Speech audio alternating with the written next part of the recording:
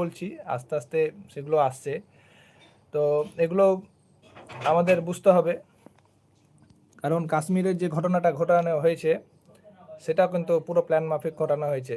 কারণ কাশ্মীরটা হচ্ছে যে ওখানে যে গুলি ফায়ার হয়েছে, যেখানে মানুষের বলি দেওয়া হলো, সে হিন্দু হোক মুসলিম হোক যেই হোক, তারা মৃত্যুবরণ করেছে, তারাকে শহীদ করা হয়েছে, এটা অন্যায় হয়েছে।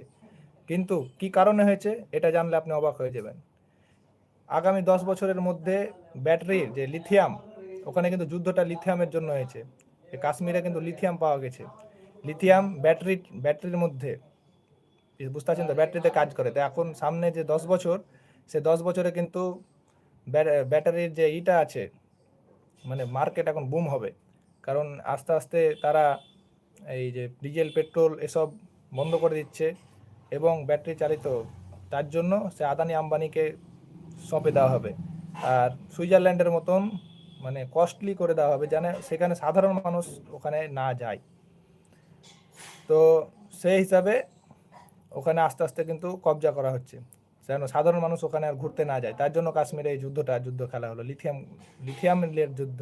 আপনি আগামী 10 বছরের মধ্যে দেখতে পাবেন যে ওখানে লিথিয়ামের মাইনিং করা হচ্ছে, আর সেটা আদানি আম্বানিরাই মানে ওটা নিয়ে চালাবে।